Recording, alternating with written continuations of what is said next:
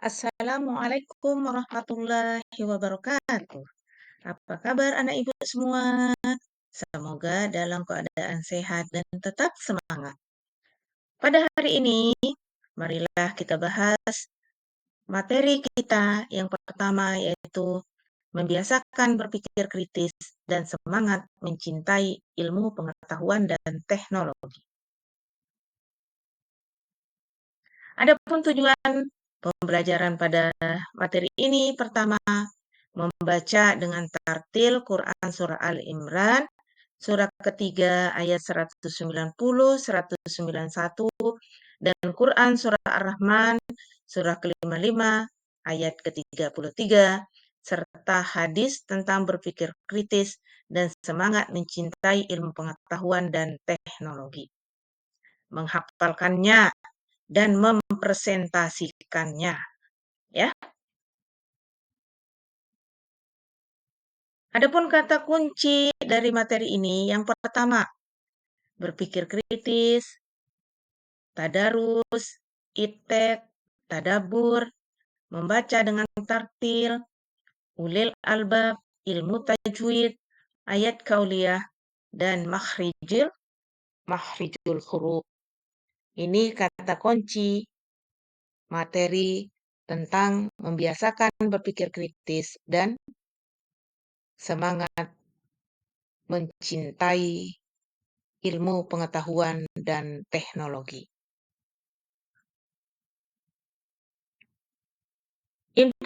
Infografis materi ini yaitu membaca dengan tartil dua surah, surah Al-Imran dan surah Ar-Rahman, ya. Bagaimana mengidentifikasikan tajwidnya, bagaimana menganalisisnya, bagaimana kita menghafalnya, dan bagaimana kita mempresentasikan serta membiasakan nilai-nilai yang terkandung di mana? Di dalam dua surah tadi, yaitu surah Ali Imran, surah ke-3 ayat ke-190 sampai 191, dan surah Ar-Rahman, surah ke-55 ayat ke-33.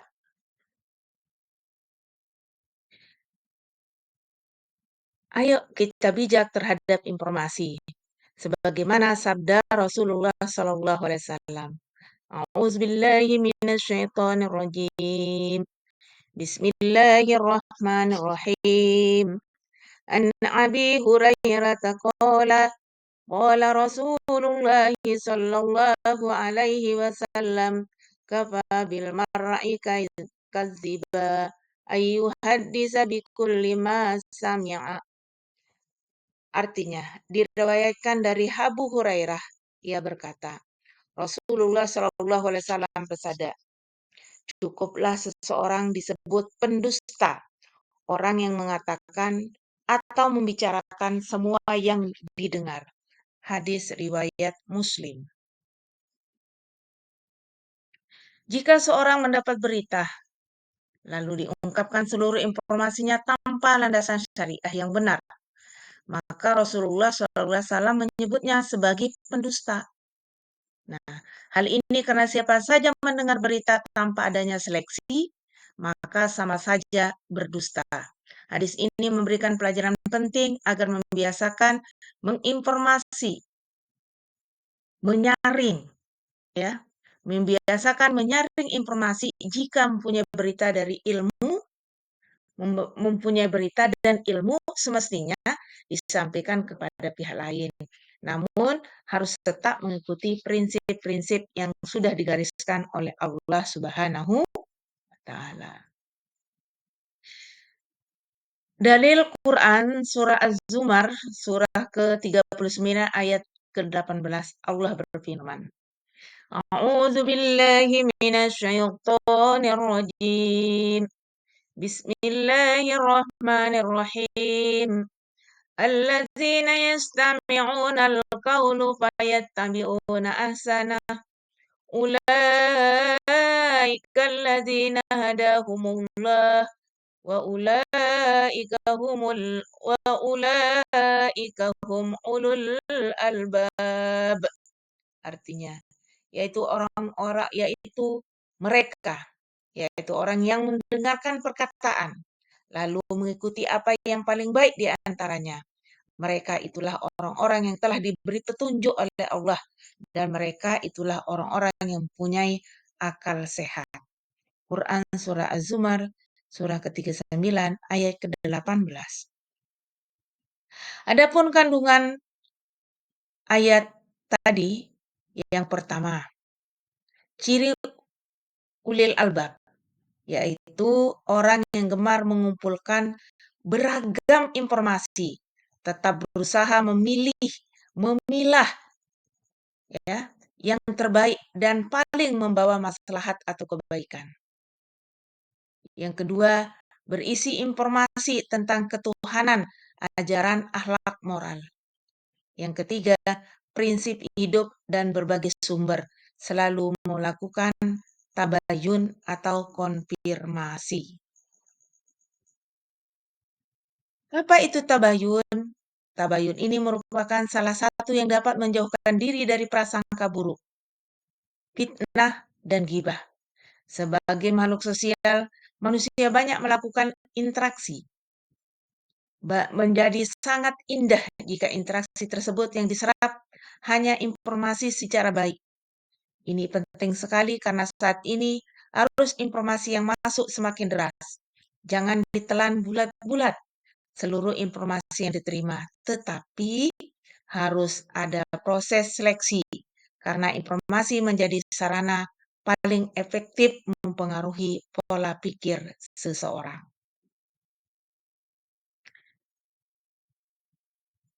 Mari kita telaah Quran Surah Al-Imran, surah ketiga, ayat 190 sampai 191 tentang berpikir kritis. Nah, kita akan membaca atau kita bertilawah, yaitu Quran Surah Al-Imran, surah ketiga ayat 190 sampai 191. A'udzu billahi minasy syaithanir rajim.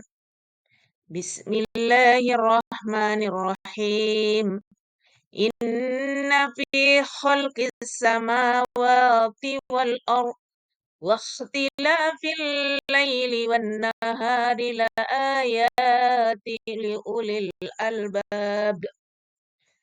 الذين يذكرون الله قياما وقودا وعلى جنوبهم ويتفكرون في خلق السماوات والأرض ربنا ما خلقت هذا باطلا سبحانك فقنا عذاب النار, yang artinya,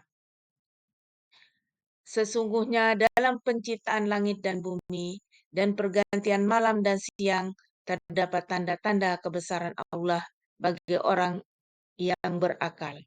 Quran Surah Al-Imran surah ketiga ayat 190.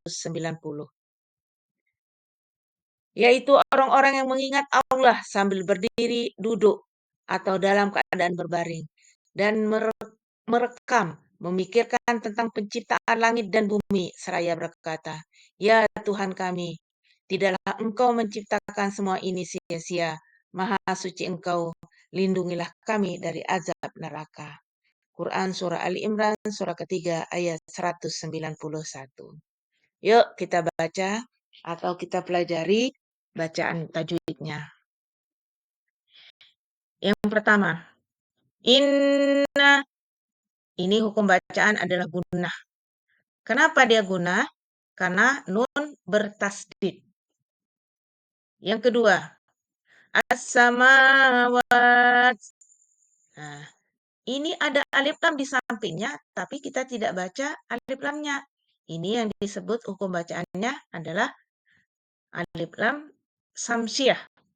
As-samawat.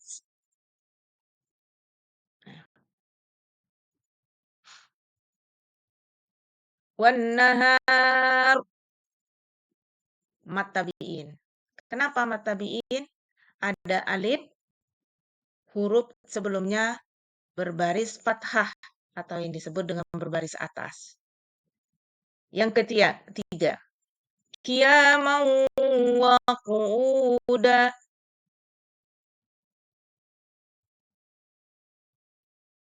Idgham bigunah.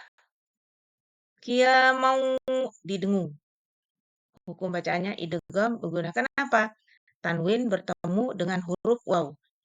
Qiyaman wa. Yang kelima.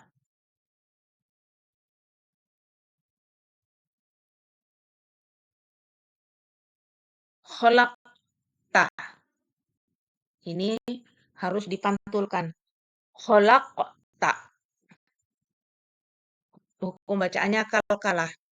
Huruf kaf bertemu dengan huruf kaf bersukun atau yang disebut dengan huruf mati kalau dalam bahasa Indonesia. Khalaqta.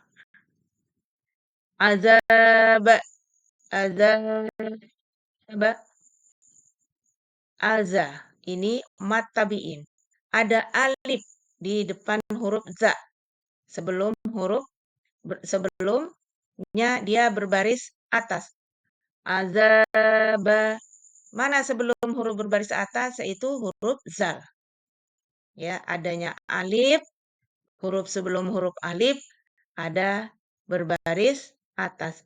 Azab. Nah, ini hukum bacaannya ya. Selanjutnya, kata kholqi.